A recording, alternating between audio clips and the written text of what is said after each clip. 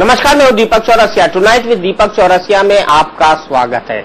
ऐसे बेहद ही कम मुख्यमंत्री होते हैं कि जब वो दिल्ली आते हैं तो खबर बनती है, और खबर भी राष्ट्रीय स्तर की। आज नरेंद्र मोदी दिल्ली आए, भले से ही वो आंतरिक सुरक्षा पर प्रधानमंत्री और मुख्यमंत्रियों के बीच जो बैठक हो रही थी उसमें भाग लेने आए हों, लेकिन गुजरात के उपचुनाव के नतीजे, मोदी की जीत, नीतीश की हार ने एक बार फिर उन्हें राजनीति के फोरफ्रंट पर ला दिया है।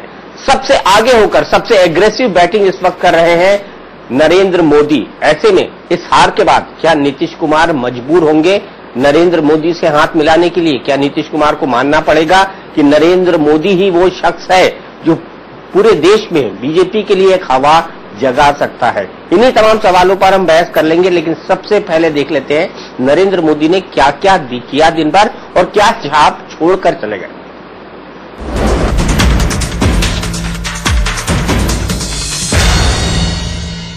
डॉन का इंतजार तो 11 मुल्कों की पुलिस कर रही है, लेकिन सोनिया, एक बात समझ लो, डॉन को पकड़ना मुश्किल ही नहीं, नामुमकिन है।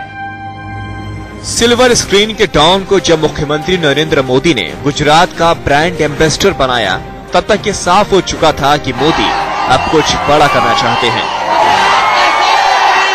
मोदी तब भी संकेत दे रहे थे कि वो ब्रांड गुजरात के बहाने देश की राजनीति में दखल देने का प्लेटफॉर्म तैयार कर रहे हैं। मोदी ने जिस तरह एक एक कर बीजेपी में अपने विरोधियों को किनारे किया, उससे एक बात तो साफ हो चुकी है कि अब मोदी को रोकना मुश्किल ही नहीं बल्कि नामुमकिन है। गुजरात विधानसभा चुनावों में जीत की हैट्रिक लगाने के बाद से ही मोदी पूरे फॉर्म में हैं। वो अपनी हर उपलब्धि को केंद्र सरकार के लिए आईना बनाकर पेश करते रहे हैं। बुधवार को आंतरिक सुरक्षा पर बैठक के लिए दिल्ली पहुंचे मोदी ने उपचुनाव के नतीजों का बखान भी इस अंदाज में किया कि सबको संकेत मिल जाए कि मोदी की नजर अब दिल्ली पर है। मैं गुजरात की जनता का धन्यवाद करता हूं। इन 6 सीटों में 2 पार्लियामेंट कॉन्स्टिट्यूंसी थी। इन 2 पार्लियामेंट्री कॉन्स्टिट्यूंसीज में करीब लाखों वोटों से जीतना ये सिद्ध करता है कि अब यूपीए सरकार को जाने का संदेश गुजरात की जनता ने दे दिया है। यूपीए को निशाने पर लेने से पहले मोदी ने पहले अपने कुनबे की कलह निपटाई। करीब 2 साल से बीजेपी में मोदी के बढ़ते कद पर लाल कृष्ण आडवाणी कोई न कोई सवाल उठा रहे थे। हाल ही में ग्वालियर में आडवाणी का ये बयान भी मोदी को नागवार गुजरा था। नरेंद्र भाई मोदी को मैं कहता हूं कि गुजरात तो पहले भी स्वस्थ था, उसको आपने उत्कृष्ट बना दिया है, इसके लिए आपका अभिनंदन। लेकिन मध्य प्रदेश और छत्तीसगढ़, बीमारू प्रदेश, उनको स्वस्थ बनाना और स्वस्थ ही नहीं ऐसी स्थिति लाना कि मन में इच्छा हो कि भारत में ही नंबर 1 न बने लेकिन विश्व में भी उसकी गिनती होने लगे, यह जो स्थिति लाई है, इसके लिए मैं शिवराज जी का बहुत बहुत अभिनंदन करता हूं। सूत्रों का कहना है कि मोदी को रोकने के लिए आडवाणी ने आखिरी दांव नितिन गडकरी को आगे करके चला था। 6 जून से गोवा में 3 दिन की बीजेपी कार्यकारिणी की बैठक से ठीक पहले आडवाणी ने सलाह दी थी कि जिन राज्यों में विधानसभा चुनाव होने हैं, वहां चुनाव अभियान की कमान गडकरी को सौंप दी जाए। सूत्रों का कहना है कि इसका सीधा सा मतलब यही था कि मोदी को लोकसभा चुनाव से पहले कद बढ़ाने का कोई मौका न मिले, लेकिन गडकरी ने ऐसी कोई जिम्मेदारी उठाने से साफ इनकार कर दिया। अब सवाल ये है कि आडवाणी की बीजेपी में कुछ चल नहीं रही और गडकरी आगे आने को तैयार नहीं, फिर बचा कौन जो मोदी की राह रोक सके? बीजेपी अध्यक्ष राजनाथ सिंह तो लगातार यही संकेत दे रहे हैं कि वो मोदी के मुरीद हो चुके हैं। गुजरात की जनता के इस सहयोग के लिए मैं आभार व्यक्त करता हूं। यह स्पष्ट संदेश चला गया है कि कांग्रेस नेतृत्व की यूपीए सरकार की विफलताओं से इस समय सारे देश की जनता में एक आक्रोश है, गुस्सा है।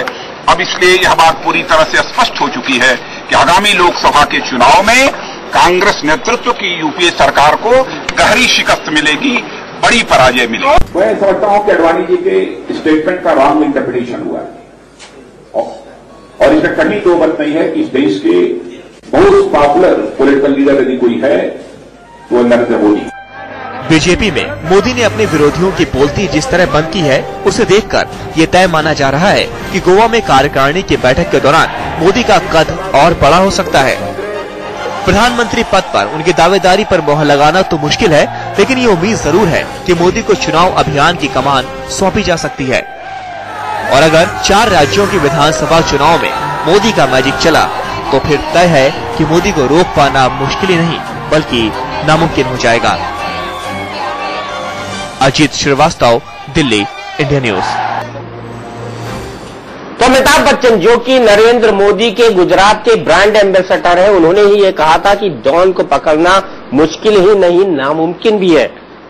आजकल अमिताभ बच्चन गुजरात का प्रचार कर रहे हैं और क्या उनका ये डायलॉग आज मोदी पर फिट बैठता है, बीजेपी पर फिट बैठता है कि क्या मोदी को रोकना मुश्किल ही नहीं नामुमकिन भी है? ये सवाल हम इसलिए उठा रहे हैं क्योंकि बीजेपी के सामने गठबंधन धर्म की मजबूरियां हैं। बीजेपी जानते हैं कि ज्यादातर सहयोगी नरेंद्र मोदी को एक्सेप्ट नहीं करेंगे, लेकिन बीजेपी के पास एक तरफ कुआं है तो दूसरी तरफ खाई। बीजेपी के कार्यकर्ता चाहते हैं कि नरेंद्र मोदी को आगे लाया जाए। बीजेपी जानती है कि उनके पास कोई इतना बड़ा चेहरा नहीं है कि गठबंधन की इस राजनीति के दौर में उन्हें 180 से 200 सीटों तक ले जाकर टिका दे। ऐसा करिश्मा अगर कोई कर सकता है तो क्या वो नरेंद्र मोदी है? और क्या वाकई नरेंद्र मोदी को रोकना अब नामुमकिन है? इस पर बात करने के लिए हमारे साथ तमाम खास मेहमान जुड़े हुए हैं। हमारे साथ भारतीय जनता पार्टी के वरिष्ठ नेता और राष्ट्रीय सचिव रामेश्वर चौरसिया हैं जो बिहार से आते हैं, प्रेम शुक्ला जी सामना के एडिटर, हमारे साथ नीरज कुमार जी हैं जो कि जनता दल यूनाइटेड के प्रवक्ता हैं, वरिष्ठ पत्रकार एनके सिंह साहब हैं जो देश और खासकर बिहार की राजनीति पर बहुत ही पैनी नजर रखते हैं, मीर अफजल साहब हैं जो कि वरिष्ठ नेता है, कांग्रेस के राष्ट्रीय प्रवक्ता है। सबसे पहले चौरसिया जी आपसे, अब आपकी पार्टी में भी जितनी आवाज उठी होंगी, भले से आडवाणी जी को आवाज हो जो नरेंद्र मोदी और शिवराज सिंह चौहान को कंपेयर कर रहे थे, आज के बाद ये सब आवाजें दब जाएंगी और नरेंद्र मोदी को कैंपेन कमेटी का चेयरमैन बनाने के सिवा आपके पास अब कोई विकल्प रह नहीं गया है। हाँ या ना में जवाब दीजिए, घुमाइएगा मत, जलेबी मत बनाइएगा। दीपक जी, घुमाने की बात नहीं है। आप देख रहे हैं इतने दिनों से जितने सर्वे है जो भी आ रहा है, एक लगता है कि नरेंद्र मोदी को इस देश की जनता मान चुकी है। तो कोई भी पॉलिटिकल पार्टी जिसको पावर में आना है, आप अभी गठबंधन की बात करें, ये सच्चाई है दीपक जी कि जब तक हम लोग 200 तक नहीं पहुंचते हैं, अटल जी का हमें याद है कि 183 पहुंच गए तो 22 गठबंधन के लोग आ गए, 161 पर मेरे साथ कोई नहीं आया था। तो भारतीय जनता पार्टी को तय करना है कि अपनी सीटों को 200 तक कैसे पहुंचाए। अगर नरेंद्र मोदी जी के चलते आता है तो भारतीय जनता पार्टी भी ये देखती है, देश के कार्यकर्ताओं का मूड देख रही है, जनता का मूड देख रही है, ये तय है। भारतीय जनता पार्टी थोड़ा सुसाइड करेगी किसी के चलते, इसीलिए भारतीय जनता पार्टी नहीं कह रहे हैं कि नीतीश कुमार के चलते बीजेपी सुसाइड नहीं करेगी। देखिए, अलग अलग कुमार के चलते नरेंद्र मोदी को नहीं रोकेगी। अलग अलग पार्टी का अलग मामला है, ये हमारा मामला है। उनका नेता वो अपना नेता खुद चुनते हैं, हम अपना नेता खुद चुनते हैं। नेता क्यों चुना जाता है? असेंबली में वो चुनते हैं क्योंकि उनकी ज्यादा सीटें बढ़े। हर आदमी पीएम सीएम कह के चुनता है, कोई बने नहीं बने वो अलग बात है, लेकिन सीटें बढ़ेगी तभी तो बढ़ेंगे। इसलिए मेरा मानना है कि भारतीय जनता पार्टी का मामला है। भारतीय जनता पार्टी की रिस्पॉन्सिबिलिटी है आज देश के सामने, अकाउंटेबिलिटी है भारतीय जनता पार्टी की। कांग्रेस ने जो हाल कर रखा है, भारतीय जनता पार्टी से लोग एक्सेप्ट करते हैं, तो भारतीय जनता पार्टी को अपना ऑर्डर ठीक करके यह दिखाना है कि जो पॉपुलर नेता है उनको आके लेके आए ताकि जनता का जिन्हें मैक्सिमम समर्थन मिले, कार्यकर्ताओं में जो उत्साह भरे, ये भारतीय जनता पार्टी का है। और वो नेता नरेंद्र मोदी है, निर्विवाद रूप से है। तो भारतीय जनता पार्टी तय करेगा। हमारी मीटिंग हो रही है, मीटिंग में तय होगा कि पार्टी क्या चाहती है, पार्टी क्या करेगी। तो इसीलिए मैं नहीं समझता कि चलिए आपको साफ हुआ कि बीजेपी के किसी नेता ने इतनी साफगोई से अपनी बात कही। अफजल साहब, बीजेपी की मजबूरी है, नरेंद्र मोदी जरूरी है? देखिए, क्या जरूरी है तो बीजेपी वाले ही बता सकते हैं, लेकिन आपने जो अपने प्रोग्राम की शुरुआत में बड़ा अच्छा एक टच दिया है डॉन वाला, उससे मैं इत्तेफाक करता हूं कि डॉन आ गए हैं और डॉन इस देश के ऊपर कब्जा करना चाहते हैं। मेरी तो यही है कि आपने बड़ा सही एक उदाहरण दिया और जाहिर है कि ये डॉन बहुत अच्छे आदमी के लिए इस्तेमाल नहीं हुआ था, चाहे वो 11 मुल्कों की पुलिस तलाश करे या हिंदुस्तान की पुलिस या कानून तलाश करे, लेकिन उनको पकड़ पाना जरा मुश्किल है। ये बात सही कह रहे हैं आप। नहीं, हिंदुस्तान की जनता तलाश कर रही है।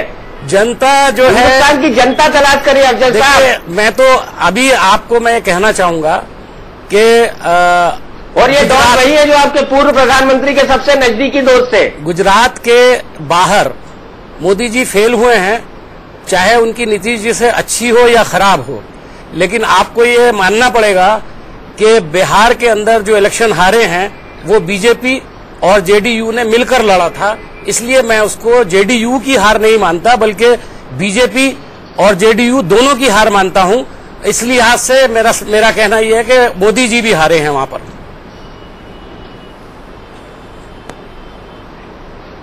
रामेश्वर चौरसिया, बीजेपी भी हारी है। अभी महाराजगंज में बीजेपी भी हारी है। अफजल साहब जो बता रहे थे, ये कह रहे हैं कि डॉन की पुलिस तलाश है। अफजल साहब, इस देश की जनता नेता तलाश रही, देश की जनता ने तलाशा है, बीजेपी ने नहीं तलाशा है। और नेता क्रेडिबिलिटी के आधार पर चुना जाता है। वो गुजरात के मुख्यमंत्री है, मैं मानता हूं, लेकिन आपने भी देखा जितने सर्वे हुए, ये स्वाभाविक है कि आपके यहां से कोई नाम आएगा तो उस परिवार का ही आएगा। राहुल गांधी का आया, ये स्वाभाविक है। लेकिन बीजेपी से कोई भी नाम आ सकता है। ये नाम परफॉर्मेंस से लोग तय करते हैं। लोगों ने ये दिया है 36%, 40% मैंडेट हमने नहीं दिया है।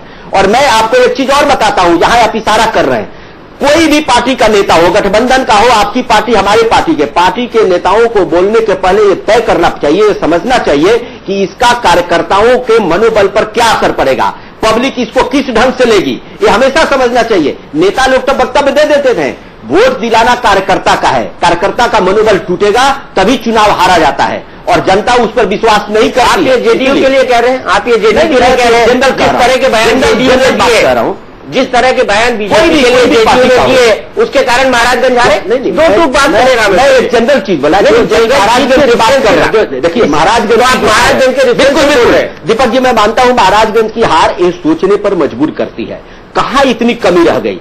देखिए ये हार बहुत बड़ी हार है, इस पर हमें विचार करना पड़ेगा, मंथन पड़ेगा कि 7 साल से हम सरकार चला रहे हैं, कहां कमियां रह गई। हार तो नहीं हार की हार है, वही सर्वे वही आपकी पार्टी, वही बीजेपी है, वही जनता दल यूनाइटेड है। दूसरी चीज कह रहा हूं, आप मानते हैं ना, वही हार है, लेकिन मैं मानता हूं कि कहां कमी है, इस सरकार को समझना चाहिए। इतनी बड़ी हार सरकार में हुई है तो ये समझना चाहिए। हमें भी समझने पर मजबूर करता है, जेडीयू को भी समझना चाहिए, सरकार को समझना चाहिए कि अच्छी हम विकास के बीजेपी के जितने लीडर को फोन लगाए वो बड़े खुश थे कि महाराजगंज हारेगा। ऐसी बात नहीं है। देखिए ऐसी हकीकत है। देखिए जनता, ये मानना आपको पड़ेगा कि जनता ने मैंडेट हमारे खिलाफ दिया। एक लोकसभा 1,37,000 से हारना ये छोटी बात मैं नहीं मानता हूं। इस पर हमें गंभीरता से विचार करना चाहिए कि इससे पीछे क्या कारण है। नीरज कुमार से पूछते हैं, कारण ये है क्योंकि आपके रिश्तों में खटास आ गई, आपने एक दूसरे पर लांछन लगाए और जनता ये समझने लगी कि जब जेडीयू बीजेपी एक दूसरे के नहीं हुए तो बिहार और हमारी आम जनता के क्या होंगे, इससे अच्छे लालू भले।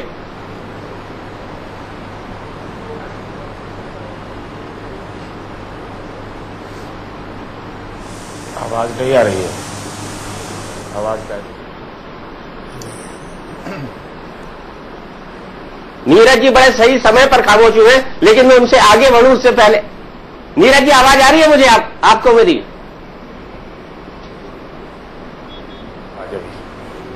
चलिए हम फिर जाएंगे, लेकिन हम प्रेम शुक्ला जी के पास चलते हैं, सामना के एडिटर है, 2 टूक बातों के लिए प्रसिद्ध है अपनी। प्रेम शुक्ला जी, बड़ा सीधा सवाल, अब मोदी को रोकना नामुमकिन है? जी, मोदी को रोक कौन रहा है, ये बड़ा प्रश्न है। कांग्रेस रोकना चाहे तो बात समझ में। अरे आप सुषमा स्वराज को बनवा रहे थे, आदरणीय बाला साहब ठाकरे सुषमा स्वराज को बनवा रहे थे। उन्होंने कहा सुषमा स्वराज एक योग्य उम्मीदवार है, उन्होंने ये नहीं कहा कि नरेंद्र मोदी अयोग्य उम्मीदवार है। नरेंद्र मोदी को जब 2002 में भारतीय जनता पार्टी के शांता कुमार भी विरोध कर रहे थे, जब मदन लाल खुराना विरोध कर रहे थे, तब शिवसेना प्रमुख हिंदू हृदय सम्राट बाला साहब ठाकरे जी मोदी जी के साथ खड़े थे। और तब आडवाणी जी को मैंने कहा था कि मोदी जी को दिया आपने हटा दिया तो हिंदुत्व का बड़ा घाटा हो जाएगा। और गुजरात में हिंदुत्व जीता है, गुजरात में विकास जीता तो बिहार में भी विकास जीत जाता। और भारतीय जनता पार्टी अगर साइलेंट रह गई अगर बिहार में नीतीश कुमार के मुद्दे पर, यह रामेश्वर चौरसिया जी की बातों से साफ समझ में आ रहा है कि वहां के कार्यकर्ताओं को नीतीश कुमार जी का, भारतीय जनता पार्टी कार्यकर्ताओं को नीतीश कुमार जी का चाहे जो रुख रहा हो, नीतीश कुमार जी की तरफ से अच्छा भी रहा होगा, तो भी उस रुख को भारतीय जनता पार्टी के कैडर ने अस्वीकार किया। इसलिए महाराजगंज में हार अकेले नीतीश कुमार की है, एनडीए की नहीं है, ऐसा इनकी बातों से भी लग रहा है। ऐसी स्थिति में यदि नरेंद्र मोदी चुनाव जीत जा रहे हैं तो उनको रोकना कौन चाह रहा है, ये आपको तय करना पड़ेगा। तो हिंदुत्व के मुद्दे पर रोका जा रहा है, इसलिए मैं आपको बता देता हूं, अगर विकास कौन बनेंगे करोड़पति, इसके 1 करोड़ रुपए जवाब के मिलेंगे, उसके सवाल का जवाब मैं आपको देता हूं। बीजेपी के नेता रोक रहे हैं उनको, आरएसएस रोक रहा है आधे मोदी साहब को।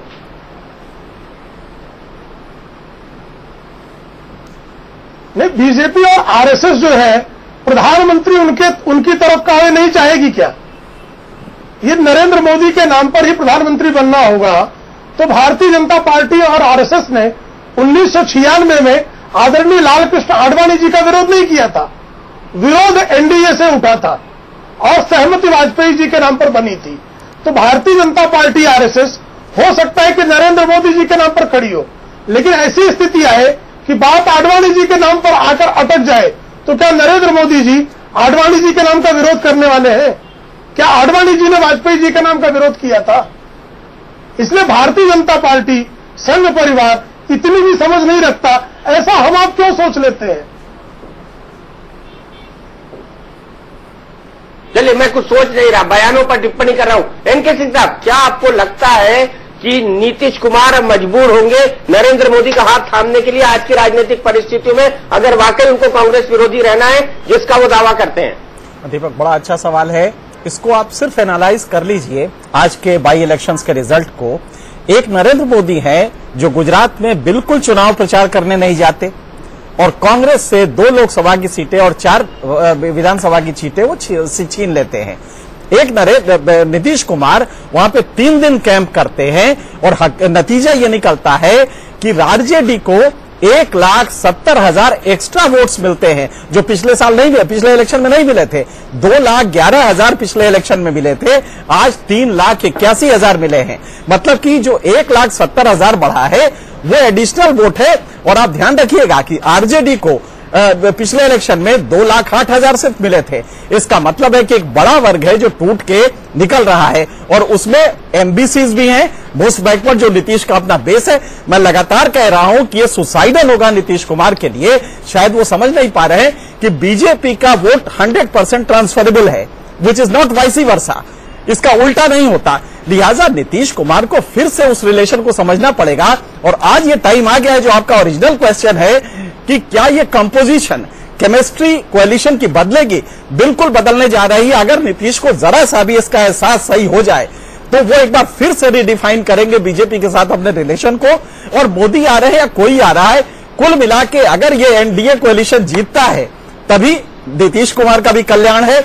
अगर वो बीजेपी से हटते हैं तो मेरे ख्याल से काफी बड़ा नुकसान उनको होने जा रहा है। लिहाजा ये सीधी सी बात है कि कोएलिशन का केमिस्ट्री जो है वो आज के जो इलेक्शन रिजल्ट आए हैं उससे वो केमिस्ट्री चेंज होने जा रही है। केमिकल लोचा हो गया क्या? केमिकल लोचा शब्द सुना होगा आपने, संजय दत्त ने अपनी फिल्म में बड़ा इस्तेमाल किया था। क्या जेडीयू के दिमाग में कोई केमिकल लोचा हो गया नीरज कुमार जी कि वो बीजेपी के कार्यकर्ताओं की भावनाएं नहीं समझ पा रहे हैं, बार बार नरेंद्र मोदी की बैशिंग कर रहे हैं और इसका परिणाम आपको साफ मिला? महाराजगंज में आपका जो बना बनाया समीकरण था वो पूरी तरह से छिन्न भिन्न हो गया और इसके लिए जनता दल यूनाइटेड जिम्मेदार है। एक चीज और दीपक हम याद दिला दें कि यहाँ पे पहली बार हुआ इस पार्लियामेंट में, जो अभी पार्लियामेंट है, इसमें सिर्फ 10 मेंबर ऐसे हैं जिनको 50% से ज्यादा वोट मिले हैं। आज के चुनाव नतीजे में प्रभुनाथ सिंह को जो टोटल वोट्स पड़े हैं 6,50,000, उसमें 3,81,000 मिले हैं, 55% वोट मिला है। ये एक मैसिव आंधी है और क्लियर मैसेज है कि नीतीश के इस एटीट्यूड को जनता शायद लाइक नहीं कर रही है। नीरज जी। दीपक जी, मैं तो पूरी बात सारे लोगों का सुन नहीं पाया, लेकिन मैं अपनी बात कह रहा हूं। मैंने सारे लोगों की बातें सुन नहीं पाया, लेकिन बिल्कुल सीधे तौर पर महाराजगंज का जहां तक चुनाव के विश्लेषण का सवाल है, तो महाराजगंज की सीट राष्ट्रीय जनता दल की सीट थी। हमने अपना उम्मीदवार दिया, उम्मीद के मुताबिक हमको परिणाम नहीं मिला, तो ये जरूर हमारे लिए आत्ममंथन का विषय है। लेकिन इस सवाल से दरकिनार किया जाना, हमारी सहयोगी पार्टी के प्रदेश अध्यक्ष का घर वहां है, हमारी सहयोगी पार्टी के विधायक दल के नेता ने 2 दिन तक कैंपेन किया, तो ये थे एनडीए के कैंडिडेट थे आदरणीय पीके शाही जी। इसलिए निश्चित रूप से दोनों दलों के प्रदेश नेतृत्व को इस पर आत्ममंथन करना होगा कि आखिर सवालात कहां खड़े हुए हैं, क्या परेशानियां हैं। और हर राजनीतिक दल को दीपक जी अपना अपना नजरिया पेश करने का अधिकार है। हम जो समझते हैं हम उस बात को रखते हैं, और ये बार बार इस बहस को, एक ही रिकॉर्डिंग को बजाया जाना, भाई ये तय होना है एनडीए में। अभी सहयोगी पार्टी ने कोई तय नहीं किया है, जब तय करेगा तब ये मामला प्रसंगाधीन होगा। अभी ये विचारणीय प्रश्न ही नहीं है। पर नीरज जी सवाल ये ना, रिकॉर्डिंग बजाना शुरू किसने की? गाना किसने गाया? पप्पू कान डांस। हमने अपना नजरिया नहीं दीपक जी, हमने अपना नजरिया, एक राजनीतिक दल होने के नाते हमको नजरिया पेश करने का अधिकार है। हम लोग एक दूसरे में विलय तो नहीं कर गए, लेकिन अलग अलग राजनीतिक देने का अधिकार है ना। विभिन्न सवाल पर अलग अलग मंतव्य रहा। जी, जनता को वोट देने का अधिकार है ना। अलग अलग मत करा रामेश्वर चौरसिया, सीधे सीधे आप पर आरोप है। आपको वोट देने का अधिकार है। देखिए बेवफा हो गया। देखिए नीतीश कुमार के साथ जनता दल सरकार बनी थी तो विवादित मुद्दे को अलग करना पड़ा था। विवादित मुद्दे को अलग करके गठबंधन चलाया गया था। ये अनुभव है, उस अनुभव के आधार पर देश की राजनीति चली। सर मोहनजोदड़ो हड़प्पा खोदोगे तो मैं पुणे का वो अधिवेशन खोदूंगा जहां पर नीतीश कुमार और जया जेटली बीजेपी की नेशनल एग्जीक्यूटिव में गए थे। आपको पता है, आप थे उस वक्त समता पार्टी में। नहीं, मुंबई के अधिवेशन में हम गए थे। हम पहली राजनीतिक पार्टी थे जब भारतीय जनता पार्टी के अधिवेशन की बात कर रहा हूं, और उस समय भी हमने अपना नजरिया, पुणे के अधिवेशन की बात कर रहा हूं मैं। हेलो, नहीं मैं उन पुरानी बातों पे ना जाए। और नीतीश कुमार तब नीतीश कुमार नहीं थे। अगर नीतीश कुमार को किसी ने प्रधानमंत्री बनाया है तो वो अटल बिहारी वाजपेयी और लालकृष्ण आडवाणी है। आपकी पार्टी के लोग ही उनको नहीं चाहते थे। ये उमा भारती साफ साफ ऑन रिकॉर्ड बोल चुकी है। रामेश्वर जी, सवाल यहाँ पर यह खड़ा होता है कि क्या आप बेवफा हो गए जनता दल में? देखिए दीपक जी, मैंने पहले ही बताया कि किसी भी नेता को अधिकार है अपना प्रिंसिपल रखे। क्या ऐसा लग रहा है कि प्रिंसिपल एक के पास है, बाकी देश में जो पार्टियां बिना प्रिंसिपल के चल रही हैं? ये बेकार का विषय है। मैं ये कह रहा हूं कि किसी को बोलने के पहले ये समझना चाहिए कि जनता का मूड क्या है, कार्यकर्ता क्या चाहता है। इससे कार्यकर्ता का स्वाभिमान आहत हो रहा है क्या? भारतीय जनता पार्टी का कोई भी कार्यकर्ता, देखो हमारे 6 करोड़ 8 करोड़ सदस्य हैं, पहले समझिए। ये कार्यकर्ताओं की पार्टी है। हमारा भी कोई नेता बोलता है तो ये सोच समझ के बोलता है कि हमारे बोलने से क्या कार्यकर्ता नाराज हो जाएगा। कार्यकर्ता नाराज होगा तो वोट हमको कौन दिलवाएगा।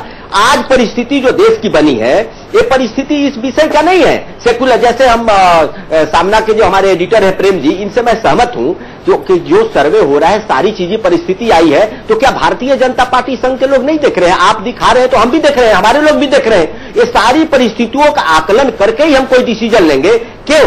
क्योंकि हमें अगर कांग्रेस को हटाना है और देश चाहता है, हमारी रिस्पॉन्सिबिलिटी है, तो हमारी जिम्मेवारी बनती है। इसलिए छोटे छोटे पचड़ों में उलझे बार बार हम इसको चाहते भी नहीं है, और हम अपनी एनर्जी इस पर खर्च भी करना नहीं चाहते, क्योंकि हमारे सामने बहुत बड़ा मुद्दा है कि हम 200-250 सीट कैसे पहुंचे, किसको लेकर के सामने। चलिए मानिए आपकी बात, लेकिन मैं उससे पहले क्लैरिफिकेशन करूं। नीतीश कुमार के लिए मेरे लिए प्रधानमंत्री शब्द निकल गया था। वो मुख्यमंत्री है और मुख्यमंत्री ही रहना चाहते हैं, और उन्होंने ये भी कहा कि वो आगे प्रधानमंत्री नहीं बनना चाहते।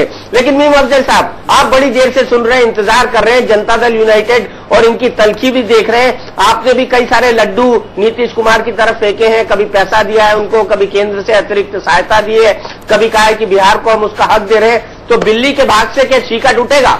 देखिए, हमें बिल्ली के भाग से चीता टूटने का ना तो इंतजार है, ना हमारी कोई ख्वाहिश है। अब बीजेपी के लोग जिस चीज को कह रहे हैं कि हमारा मुद्दा ये है कि हम 200-250 सीट हासिल करें, वो मुद्दा नहीं है, ख्वाब है जो शायद पूरा नहीं होगा। और जहां तक नीतीश कुमार जी का ताल्लुक है, मैं तो फिर अपनी बात को दोहराऊंगा कि नीतीश कुमार जी को जो इलेक्शन हराया गया है, ये हराने में बीजेपी का बहुत बड़ा रोल है। और जो एक कोलिशन का जो धर्म है, शायद ये उससे हट करके हुई है। और इसका एतराफ भी अभी चौरसिया साहब ने थोड़ा थोड़ा कर लिया है कि हमारा वर्कर भी देख रहा है कि सरकार कैसे चल रही है, कैसे वो हो रहा है। तो इसका मतलब ये है कि मतभेद तो बहुत गहरा है। और जहां हमारे शिवसेना के साथी बैठे हैं, सामना के एडिटर बहुत वरिष्ठ पत्रकार भी हैं, वो तो सबकी गुफ्तगू सुन के मुझे लगता है कि इस सारे मामले में हमको तो खामोश तमाशाई रहने में ज्यादा फायदा है। मेरा ख्याल है ये लोग आपस में निपट ले तो ज्यादा अच्छा है भाई। लेकिन उसकी एक दिक्कत आएगी, ये तो आपस में निपट लेंगे, आपस में निपट ले तो ज्यादा अच्छा है जी। लेकिन एक दिक्कत आएगी दीपक, आप देखिए तो लगातार कांग्रेस का भी बेस गिरता जा रहा है। गुजरात में गिरा, गुजरात में आप देख रहे हैं कि चारों सीटें हाथ से चली गई, 2 लोकसभा की चली गई। यहां पे पिछले इलेक्शन में 80,000 वोट कांग्रेस को मिले थे बुरे दुर्दिन में, आज वो 33,000 पे आ गए हैं। तो कांग्रेस को भी एक बार सोचना पड़ेगा कि हमारा इरोजन 50,000 वोट का हो जा रहा है, तो ये कोई बहुत अच्छी चीज नहीं है। इसलिए मुझे लगता है कांग्रेस के लिए भी उतना ही एक आत्ममंथन की बात है जितना कि नीतीश कुमार के लिए है या अन्य पार्टियों के लिए है। सिंह साहब से मैं बिल्कुल एग्री करता हूं। इससे पहले कि आप सवाल करें, मैं ही उनको कहूंगा कि इस पर कांग्रेस सोच रही है। हम सुबह से इस बात पर गौर कर रहे हैं कि हमारे वोट का परसेंटेज अगर कम हुआ है तो उसके बारे में हमें गौर करना चाहिए, और कांग्रेस ऐसी पार्टी है जो इस बात पर गौर करने की कोशिश करती है और उसके बाद समाधान की भी तलाश करने की कोशिश करेगी। नीम अफजल साहब, आप कोशिश करते तो ये भाषा नहीं बोलते। मैंने कहा कि ये भारतीय जनता पार्टी की जिम्मेवारी है कि कांग्रेस का जो ये बुरा हाल हुआ है, भ्रष्ट, हम कैसे जनता का विश्वास हासिल करें, हम कोशिश कर रहे हैं। आपने बोला ये तो ख्वाब है, ख्वाब ही रहेगा, सपना देखिए आपको जो ये अहंकार हो गया है ना, अब मैं आपको बता रहा हूँ, अहंकार नहीं है, अहंकार नहीं है, डूबने वाला है। तो जो फीडबैक है वो बता रहा हूँ। आपने जो भाषा बोला वो अहंकार की भाषा है। आप भी कोशिश का फीडबैक आप कहां से ले आए? फीडबैक में तो जो सर्वे आ रहा है उसमें तो आप कहीं टिक नहीं रहे हैं। और मैं तो आपको ये बता रहा हूं कि आपके अगर सर्वे मान ले तो नरेंद्र मोदी जी के चलते आपकी भी सीटें बढ़ रही है, नहीं तो उसके बाद तो आप साथी हो रहे हैं। इसीलिए मैं व्यक्ति पर नहीं जा रहा हूं। जिस तरह की भाषा का इस्तेमाल राजनीति में आजकल हो रहा है, मुझे लगता है कि राजनीति का स्तर गिरा है, नहीं होना चाहिए। हम भी कोशिश कर रहे हैं, हम अपना नेता करेंगे। स्टेट में लोग अपना देखता है कि हम कैसे ज्यादा से ज्यादा वोट लाएं। अगर मान लीजिए नीम अफजल साहब, आप तय करने लगे कि एनसीपी का नेता कौन होगा, तो क्या जाकर के एनसीपी को आप वोट दिलवाएंगे? वोट तो एनसीपी को लेना है। नहीं, मैं आपसे अपने सहयोगियों का नेता हम तय करने लगे, ये भी ठीक नहीं। बात तो जेडीयू से पूछे ना, ये बात तो आपको जेडीयू से पूछनी चाहिए ना। बीजेपी और कांग्रेस एग्री करें, लेकिन जेडीयू से मैं पूछूंगा। जेडीयू के लिए बहुत सारे सवाल बाकी है, उनके ऑडियो में कुछ प्रॉब्लम है, नीरज जी के पास में चलूंगा। लेकिन उससे पहले देख लेते हैं कि लालू ने नीतीश कुमार को क्या नसीहत दी है और कांग्रेस को क्या सलाह।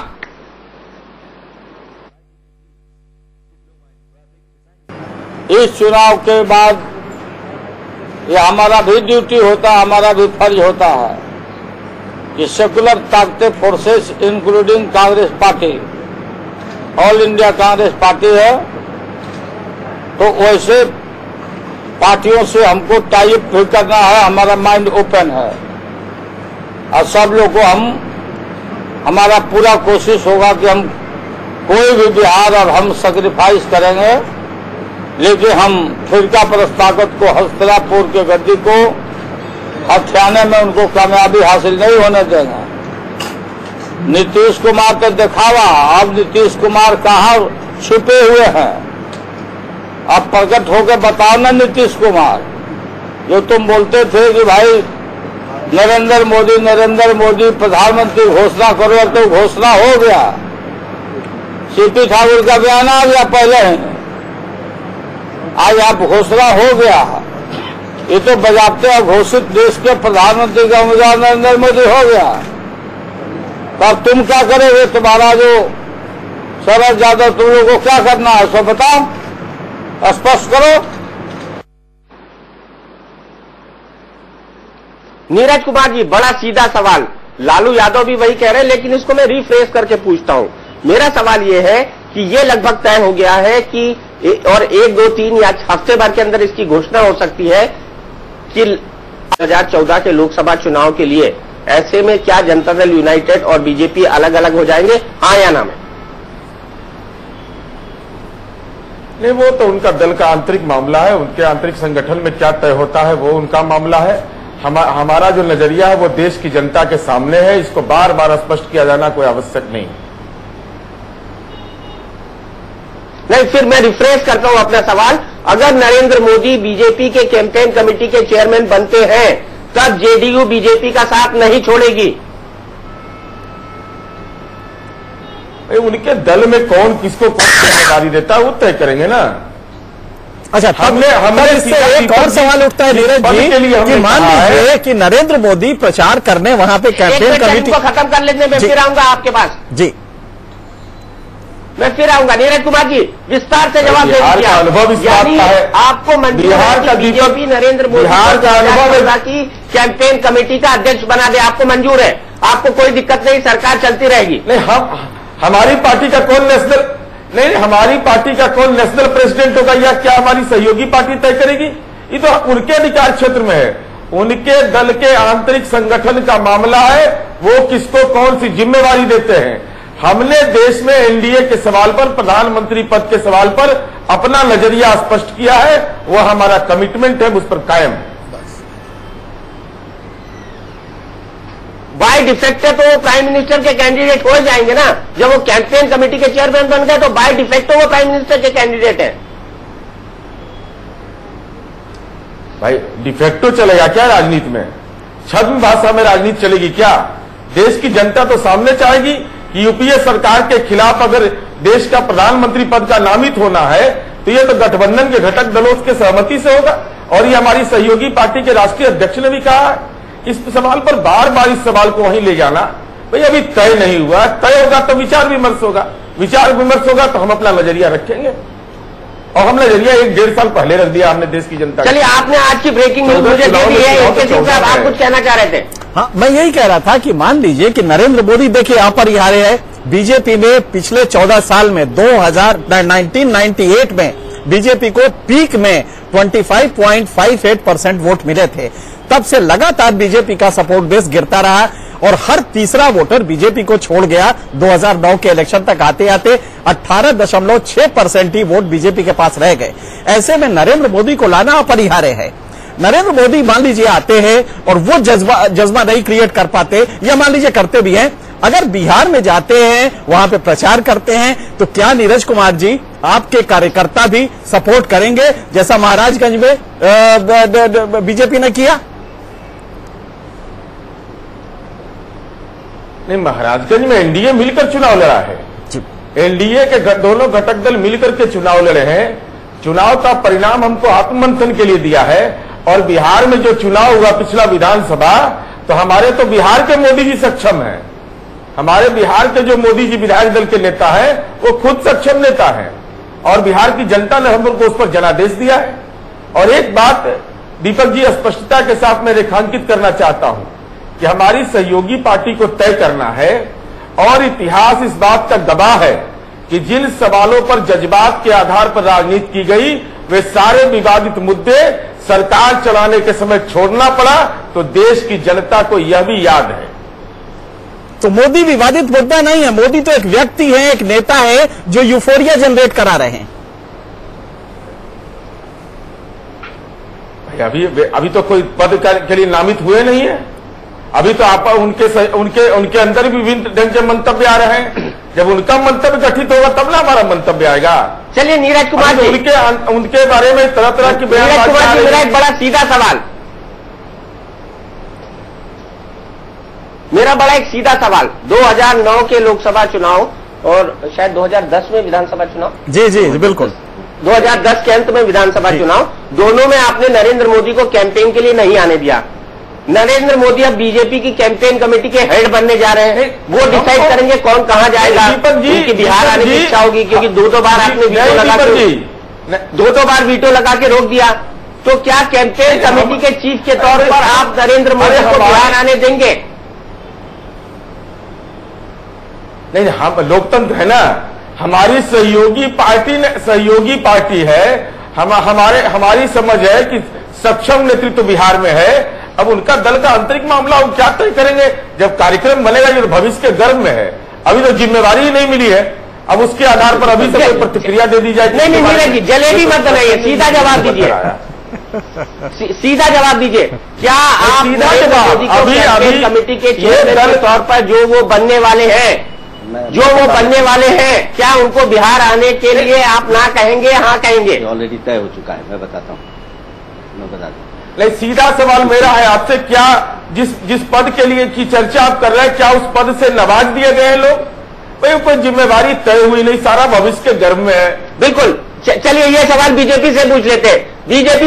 रामेश्वर चौरसिया जी हमारे साथ है, राष्ट्रीय सचिव है, जिम्मेदार ओहदा रखते हैं, पार्टी के प्रवक्ता है, आपके राज्य से आते हैं, शायद आप पहचानते होंगे इनको। देखिए दीपक जी, वरना जेडीयू वालों को इनको देखने की मनाही है। देखिए दीपक जी, ये फिर बात वही आ जाती है ये भारतीय जनता पार्टी के 3 सहयोगी हैं। अगर तीनों की हम पूरी सीटें मिला दें, 25 बिहार में, 10 पंजाब में और 22 महाराष्ट्र में, तीनों जीतते हैं फुल 100% तो 57 होता है, मैं मान के चलता हूं। तो भारतीय जनता पार्टी की आज 116 सीटें हैं, आज 2 बढ़ी है, तो 100 और सीटें हमको 216 चाहिए, तो हमारी जिम्मेवारी है, हम कैसे बढ़ाएंगे हमें सोचना है। और जहां तक आप बात कर रहे हैं नरेंद्र भाई मोदी की, ये तो बिहार की मीटिंग में कल ही तय हो गया कि 27 अक्टूबर को जो हुंकार रैली है, हमारे सारे बड़े नेता आएंगे, नरेंद्र मोदी जी भी आएंगे। ये हमारे पार्टी का अंदरूनी मामला है।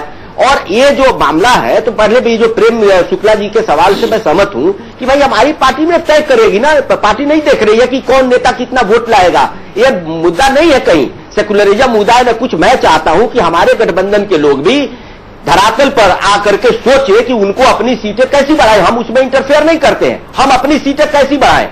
हर आदमी अपना नेता प्रोजेक्ट करता है पीएम सीएम के लिए, हर आदमी बन नहीं जाता है, इसलिए करता है कि हम पॉलिटिकल पार्टी है, नंबर गेम है, भावना से सीट नहीं मिलती है। भावना से लोकतंत्र में पार्लियामेंट में कोई पीएम नहीं बन जाएगा। लेकिन आपने ये नहीं बताया कि नरेंद्र मोदी कैंपेन कमेटी के मैं बता कैंपेन कमेटी बने तो बनेंगे वाला, मैं बिहार की बात बोले तो मैं बता दें, बिहार में तय हुआ 27 तारीख वो कैंपेन कमेटी, हमारे पास एक खबर है कि उस पर फैसला हो चुका है। वो तो अब गोवा में आप दिखाई रहे हो, तो गोवा में ये सब चर्चा होगी ना, बोर्ड बैठेगा, पार्लियामेंट्री बोर्ड तो छोड़ दीजिए, अब तक कार्यकारिणी की बैठक होने जा रही है, तो गोवा में क्या तय होगा वो तो सामने आ जाएगा। लेकिन अभी तय हुआ नहीं है, अभी तो मीडिया से खबर चल रही है होगा, लेकिन भारतीय जनता पार्टी ने अभी तय नहीं हुआ है। वहां क्या तय होगा आप खुद ही उसको पहले दिखा देंगे।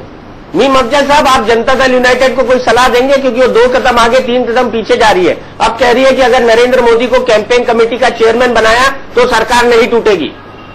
देखिए, मैं यानी बाय डिफेक्ट तो वो नरेंद्र मोदी को पीएम बनना मंजूर करते हैं। ऐसा है कि मैं इस मामले में क्या सलाह दे सकता हूं। काफी सक्षम है जेडीयू के लोग, शरद यादव जी बैठे हैं यहाँ, बड़े सीनियर लीडर हैं और काफी अच्छे वक्तव्य देते हैं, उनसे पूछना चाहिए कि क्या होगा।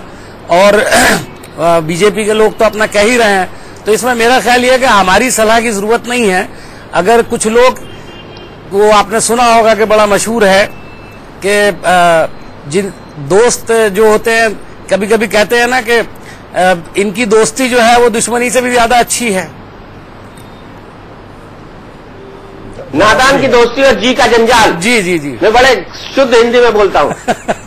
जी बिल्कुल वही, मैं शायद उसको सही तरह कह नहीं पाया। मीम अफजल साहब, सवाल यह है कि मीडिया जल्दी में है, तय तो बीजेपी को करने दीजिए, मीडिया ही जल्दी में है, आप नहीं बोल रहे हैं। मेरा ख्याल ये है कि अगर मीडिया से ज्यादा बताना चाहता हूँ, शिवराज नंबर बने तो मीडिया को जल्दी होगी कि बीजेपी में झगड़ा क्यों हो गया। चौरसिया साहब, मेरी बात भी सुन लीजिए साहब, मीडिया की जल्दी का कारण बता रहा हूँ। देखिए, मैं दोनों मैं बता रहा हूँ कि मीडिया जल्दी में नहीं है, पार्टी के बीच में पिता मीडिया जल्दी में नहीं है, मोदी जी जल्दी में है, कारपोरेट सेक्टर बहुत जल्दी में है, मोदी जी जल्दी में है, आप सुन तो लीजिए, कारपोरेट सेक्टर बहुत जल्दी में है। ये जल्दी में वो नहीं है जो 10 साल में आपने कर दिया कि 8-9% ग्रोथ को 4 में हम 9% 10% छोड़ गए, 5 लाए, तो देश की जनता, कॉर्पोरेट सेक्टर और मीडिया क्या करेगा पहले समझिए। और भारतीय जनता पार्टी का जहां तक सवाल है, एक लोकतांत्रिक प्रक्रिया है, लोकतांत्रिक तरीके से भारतीय जनता पार्टी को तो नेता तय कर दे दीजिए, कैंपेन कमेटी का तय तो हम ही करेंगे, थोड़े हमारे पार्टी का दूसरा आके करेगा। मैं ये कहना चाह रहा था, क्या मीडिया जल्दी में है, नेता जल्दी में है। इकोनॉमिक्स के जो आंकड़े दे रहे हैं, तो ये भी याद रखिए कि जब सारी दुनिया में रिसेशन हो रहा था, साहब आपके तो भारत में नहीं हो रहा था। प्रेम शुक्ला जी बैठे बहुत देर से। चलिए, भारतीय जनता पार्टी ने 1996 में प्रधानमंत्री बने थे आदरणीय अटल बिहारी वाजपेयी जी, और नवंबर 1995 में यह तय किया था कि वाजपेयी जी जो है ये प्रधानमंत्री बनेंगे। तो मुझे लगता है कि सही समय पर भारतीय जनता पार्टी अपने पार्लियामेंट्री बोर्ड में सर्वसम्मति का उम्मीदवार कौन बन सकता है, लालकृष्ण आडवाणी जी प्रधानमंत्री पद का उम्मीदवार बने। ये हिंदुत्व के पक्षधर चाहते थे, और उस समय एनडीए नाम की कोई चीज थी नहीं। एनडीए तो 1998 में ठीक से अस्तित्व में आई, और जब एनडीए अस्तित्व में आई तो आप ध्यान रखें कि जो नीतीश कुमार जी 1990 में लालू जी के साथ खड़े थे आडवाणी जी को गिरफ्तार करने के लिए, 2004 में प्रधानमंत्री के लिए तैयार थे कि इनको प्रधानमंत्री बना दीजिए। तो स्थितियां परिस्थितियां बदलती है। और जब वो तैयार हुए उनको प्रधानमंत्री बनने के लिए 2004 में, तो भारतीय जनता पार्टी ने उनको मुख्यमंत्री बनने में, तब भारतीय जनता पार्टी के विधायक दल की संख्या बिहार में नीतीश कुमार जी से अधिक होती थी, ये तो आप भी जानते हैं। लेकिन तब लालकृष्ण आडवाणी जी ने, वाजपेयी जी ने नीतीश कुमार जी को मुख्यमंत्री बिहार बनवाया। तो नीतीश कुमार जी राजनीतिक चाणाक्ष व्यक्ति है। भारतीय जनता पार्टी भी उनसे अपने रिश्ते रखने में माहिर है। भारतीय जनता पार्टी का नेतृत्व और जनता दल यूनाइटेड का नेतृत्व सही समय आने पर निश्चित तौर पर, लेकिन प्रधानमंत्री पद का उम्मीदवार घोषित करने की एक परंपरा रही है भाजपा में, इसलिए मीडिया को भी लगता है कि जल्दी घोषित हो जाए। सहयोगी दल भी चाहते हैं कि कोई सर्वसमावेशी व्यक्ति जो है वो आ जाए। तो हम तो हिंदुत्व पर सर्वसमावेशी नरेंद्र मोदी जी को भी मान लेंगे, लेकिन स्थिति सबकी होगी ऐसा कहा नहीं जा सकता। इसलिए उनकी भी राय को जो है महत्व दिया जाएगा योग्य समय पे, यही इसमें दिखाई देता है। दीपक जी, मैं एक चीज कहना चाहता हूं, प्रेम शुक्ला जी ने बड़ा बैलेंस्ड व्यू लिया। बस एक ही चीज मैं जानना चाहता हूं, ये जो महाराजगंज का इलेक्शन है, गुजरात का इलेक्शन है, या बंगाल का, वेस्ट बंगाल का इलेक्शन है, जो महाराजगंज का इलेक्शन है या गुजरात का इलेक्शन है, जो सटल मैसेज जनता ने दिया है उससे वो कैसे रीड कर रहे हैं, या पॉलिटिकल क्लास कैसे रीड कर रहा है, मैं समझता हूं प्रेम शुक्ला जी बहुत समझदार है, वो इसको बता पाएंगे कि जो मैसेज आज दिया गया है वो बहुत सटल है और बहुत स्पष्ट है कि अगर दोनों अलग होते हैं तो शायद दोनों के लिए बहुत बड़ा खतरा है। क्या इससे इत्तेफाक करेंगे? निश्चित तौर पर इसलिए हम गठबंधन में थे। यदि अकेले जीत पाती भारतीय जनता पार्टी तो नीतीश कुमार जी को मुख्यमंत्री नहीं मानती। वो किसी भारतीय जनता, सुशील कुमार मोदी मुख्यमंत्री बनने के लिए बिहार में नीतीश कुमार जी से कम योग्य है, ये भारतीय जनता पार्टी का कोई कार्यकर्ता नहीं मानता होगा। उसने नीतीश कुमार जी के नाम पर सहमति इसलिए दी कि वो अकेले सुशील कुमार मोदी लालू प्रसाद यादव को परास्त करने में अक्षम थे और नीतीश कुमार जी भी अकेले परास्त नहीं कर पा रहे थे। तो लालू जी को जो परास्त किया था, उन लालू जी को आज चालू तो कर दिया है, ये आगे चलने न पाए, ये नीतीश कुमार की भी जिम्मेदारी है। और आते ही देखिए वो सेकुलरिज्म पर नीतीश कुमार जी से बड़ा बड़ा स्टैंड ले रहे हैं। इसलिए हिंदुत्व वालों के लिए भी एक बारीक चीज जो आप भूल रहे हैं वो ये है कि जैसे आपकी पार्टी शिवसेना है, कैडर बेस्ड पार्टी है, बीजेपी कैडर बेस्ड पार्टी है, नीतीश कुमार की पार्टी अभी कैडर बेस्ड रही हुई है। ऐसे में अगर वो बीजेपी का साथ छोड़ते हैं तो मुझे लगता है कि बड़ा नुकसान नीतीश कुमार की पार्टी को होने जा रहा है बजाय बीजेपी के। ठीक है, दोनों को साथ रहना चाहिए, बहुत आइडियल सिचुएशन है, लेकिन अगर मोदी पूरी ताकत से आते हैं और ये सवाल नीरज कुमार से लेंगे, ये सवाल नीरज कुमार से लेंगे, लेकिन उससे पहले मैं मीम अफजल साहब के पास जाना चाहूंगा। उन्हें जाना है। मीम अफजल साहब, अब ये सॉलिड दिख रहा है, अखबार वाले भी दिखा रहे हैं, टीवी वाले भी दिखा रहे हैं, इंटरनेशनल मैगजीन वाले भी दिखा रहे हैं, इंटरनेट भी दिखा रहा है कि मोदी वर्सेस राहुल होगा 2014 का चुनाव। जब मोदी वर्सेस राहुल होगा तो राहुल ही प्रधानमंत्री पद के दावेदार और उम्मीदवार होंगे कांग्रेस की तरफ से। देखिए, इस मामले में खुद राहुल जी स्पष्टीकरण दे चुके हैं। वो उन्होंने साफ कहा है कि कौन प्रधानमंत्री होगा हमारी पार्टी में ये सवाल ही नहीं है। जिस वक्त ये सिचुएशन आएगी उस वक्त तय होगा। और जो लोग कभी कभी इल्जाम लगाते हैं कि साहब हम लोग एक ही आदमी को और मनमोहन सिंह को फिर आप ढूंढ के निकालेंगे। देखिए, ऐसा है कि मनमोहन सिंह जी को ढूंढ के निकालने की जरूरत नहीं, वो तो पहले से मौजूद थे। लेकिन ये स्पष्ट रूप से सामने हो गया कि ये क्रिटिसिज्म करना ठीक नहीं है कि हमारे पास एक ही लीडर है। जिस 10 साल से हमारे प्रधानमंत्री वो बने हुए हैं और उनको आज भी पूरा समर्थन पार्टी का है, इसलिए ये सवाल ही पैदा नहीं होता। और हम इसी को तुलना भी नहीं करना चाहते। बीजेपी में जब आपसे एक से ज्यादा लीडर है तो आप क्रिटिसाइज करते हैं। मैंने कभी नहीं कहा, हम कभी क्रिटिसाइज नहीं करते। बहुत सारे लीडर हैं, बिल्कुल क्रिटिसाइज नहीं करेंगे इस बात को। हर पार्टी में बहुत सारे लीडर होते हैं और अगर होते हैं तो होने भी चाहिए। हमारे यहाँ भी बहुत सारे लीडर्स हैं, लेकिन कौन उसको बड़ा लीडर मानता है नहीं मानता ये उनका अपना मामला है। आज तो यही तो होड़ लगी हुई है कि अडवाणी जी को जाकर के ये कहना पड़ रहा है कि मोदी जी का जो स्टेट था वो स्वस्थ था और शिवराज सिंह जी का स्टेट जो था वो स्वस्थ नहीं था, तो नंबर तो वो शिवराज सिंह जी को देना चाह रहे हैं। तो लड़ाई तो वहां है, हमारे यहाँ तो कोई लड़ाई नहीं है इस तरह की। इसलिए हमसे तो आप पूछे तो कोई, मेरा ख्याल है हमारा तो कुछ बनता ही नहीं है कहने का। हमारे यहाँ तो बिल्कुल स्पष्ट रूप से साफ है और हम इसे मोदी और राहुल जी के दरमियान की कोई लड़ाई मानते ही नहीं, बहुत दूर दूर तक भी नहीं मानते। और आने वाले वक्त में आप देख लेंगे कि मोदी जी कहां ठहरते हैं। देखिए, अभी कर्नाटक हारे उसके बाद ये इलेक्शन मैं ये बात कह रहा हूं कि ये भारतीय जनता पार्टी की हार है बिहार के अंदर, सिर्फ नीतीश जी की हार नहीं है। और दूसरी जगहों पर भी जहां जहां भारतीय जनता पार्टी के वोट में कमी आई है वो भारतीय जनता पार्टी की हार है। लेकिन अगर मोदी जी क्रेडिट लेंगे तो ये मोदी जी की भी हार मानी जाएगी। मोदी जी बढ़ नहीं रहे हैं, अपनी स्टेट में बढ़ रहे हैं, उनका अपना तिगड़म है, अपना तरीका है, उसको आप भी जानते हैं, मैं भी जानता हूं। गुजरात के अंदर जाकर के आप लोगों से बात करिए, आपको पता लग जाएगा। जो उन्होंने पूरा कॉस्मेटिक अपना एक सजावट कर रखी है वो पूरे देश में चलने वाली नहीं है। केरला में कहां है मोदी जी, मुझे बताइए। साउथ इंडिया में कहां, कौन पूछता है इनको मोदी जी को? चलिए, कश्मीर में क्या करेंगे, पंजाब में क्या करेंगे? केरल में बुलाया गया था। वैसे केरल के जो सबसे बड़े संत हैं उनके कार्यक्रम में न केवल उनको बुलाया गया था और वो गए थे और उन्होंने कहा था कि केरल की साक्षरता की किसी की जिम्मेदारी है तो ये संत महात्मा की है। उस कार्यक्रम में राहुल गांधी को भी बुलाया गया था, उन्होंने जाने से इनकार कर दिया। संतों के जरिए सियासत करना बहुत पुराना तरीका है। मैं तो आज ये एक्सपेक्ट कर रहा था कि आज सारे दिन से एक संत जो है वो मोदी जी की अगुवाई में लगे हुए हैं और अडवाणी जी तक को पीछे छोड़ दिया उन्होंने। तो संतों की जो राजनीति है उसे आप भी अच्छी तरह जानते हैं, मैं तो ये एक्सपेक्ट कर रहा था कि वो संत आपके चैनल पे ना बैठे हो कहीं और डिफेंड ना कर रहे हो कि मोदी जी अगले प्रधानमंत्री होंगे। शुक्र है कि आप मेरे चैनल पे भी बैठे थे, उनको नहीं बुलाया। मेरे चैनल पे भी बैठे थे और उन्होंने ये कहा मेरे चैनल पे नहीं है, नाम बोलकर जिन्होंने मुझे जान से मारने की धमकी दी है।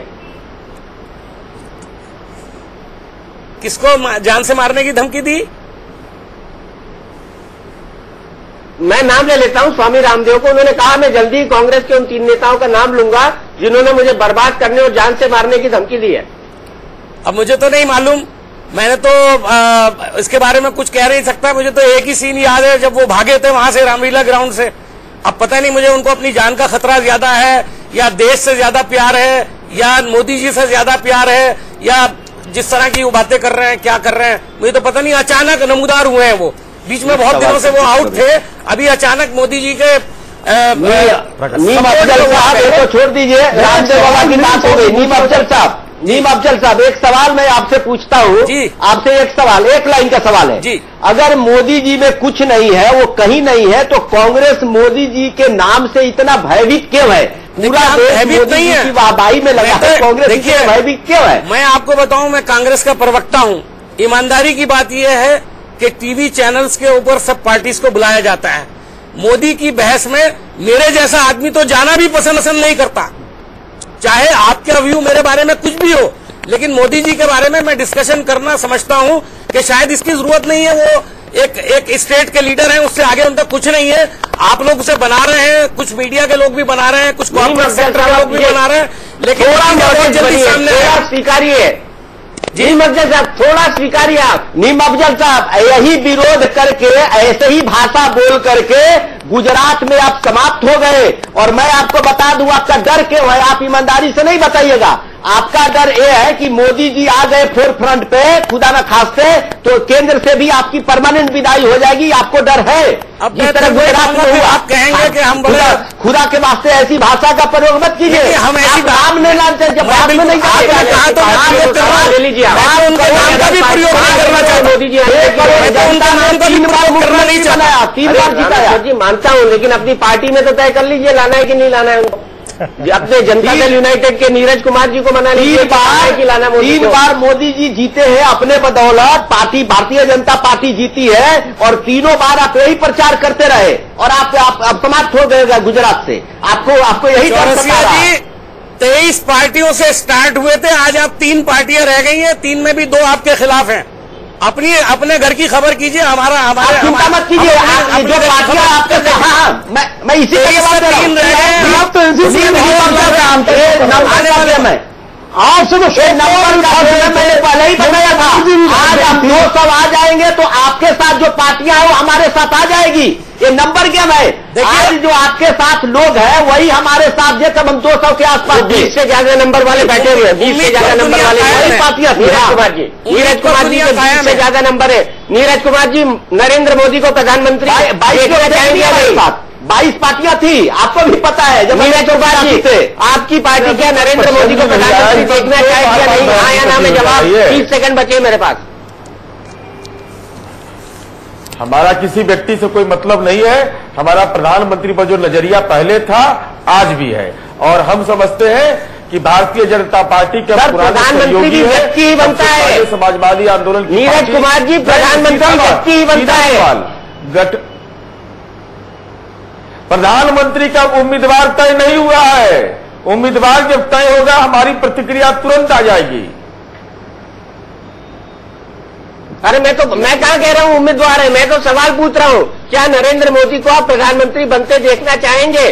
सीधा सवाल है मेरा आपसे। मैं कौन कह रहा हूँ बीजेपी ने कर दिया, जनता ने वोट दे दिया, वोटिंग हो गई, पोलिंग हो गई, वो बन गए। अरे हमने कहा हमारा व्यक्ति का सवाल, दीपक जी, कोई व्यक्ति का सवाल मेरे लिए प्रसंग का विषय नहीं है। मेरे लिए नीतियां प्रमुखता से है और हमारी नीतियां सार्वजनिक है। अरे व्यक्ति कहाँ अभी तय हुआ है? न व्यक्ति तय हुआ है न होने वाला है। अभी तो आंतरिक संकटों से जूझ रहा है व्यक्ति का नाम तय होना।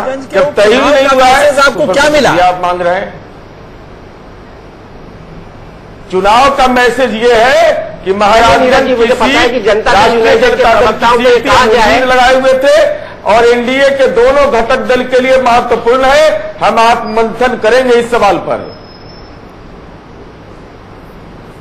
बिल्कुल आत्ममंथन करिएगा। मुझे पता है कि जेडीयू के सभी प्रवक्ताओं को कहा गया है कि नरेंद्र मोदी ये शब्द उनके नाम पर जबान पर कभी ना आए, और प्रवक्ता होते हैं, पार्टी हाईकमान की बातें मानते हैं। बहरहाल प्रेम शुक्ला जी पूरी बहस सुनी, सामना स्टाइल में एक लाइन की कमेंट चाहूंगा इस बहस को बंद करने के लिए। जी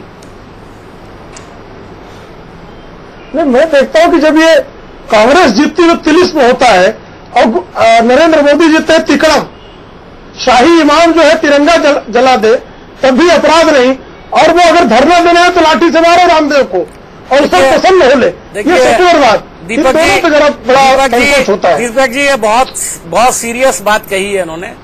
शाही इमाम ने कभी तिरंगा नहीं जलाया, और अगर जलाया तो जरा मुझे बता दें कहां जलाया। मैं भी थोड़ा बहुत जानता हूं। 26 जनवरी 1993 को शाही इमाम ने कहा कि तिरंगा उतार दो, काले झंडे लगाओ, हरे झंडे लगाओ। बिल्कुल नहीं कहा, आप गलत कह रहे हैं और देश को मिसगाइड कर रहे हैं। और तिरंगा उड़ा दो, भगवा रंग जो है। चलिए मैं आप दोनों को माफ कीजिएगा, दोनों ने अपने पॉइंट रख दिए, मैं आप दोनों को यही रोकूंगा। एक लाइन का कमेंट से वक्त मेरे पास बिल्कुल नहीं है। चौरसिया जी आखिरी लाइन। देखिए, देश की जनता जिसको चाहेगी प्रधानमंत्री बनेगा। देश की जनता जिसको मान चुकी है, दुनिया की कोई ताकत उसको रोक नहीं सकती। मतलब नरेंद्र मोदी बनेंगे? अगर देश की जनता चाहती है तो बनेंगे। आप चाहते हैं कि नहीं? भारतीय जनता पार्टी क्यों नहीं चाहेगी? अगर हमारा कोई नेता 200 के पार ले जाए, हमारी सरकार बनाए, तो हम क्यों नहीं चाहेंगे? हम तो वही चाहते हैं कि कोई हमारा नेता आगे आए जो 200-300 सीटें ले आ दे। अगर 300 आ जाए तो हम खुद भी बना लेंगे। नीरज कुमार जी सुन लीजिए, रात भर चिंतन करिएगा। फिलहाल वक्त है ब्रेक का। मोदी क्या मजबूरी है, मोदी क्या जरूरी है, और क्या मोदी को रोकना मुश्किल ही नहीं नामुमकिन भी है? लोग कह रहे हैं कि शायद अब ऐसा लगने लगा है। इंडिया न्यूज पर खबरों का सिलसिला लगातार जारी है।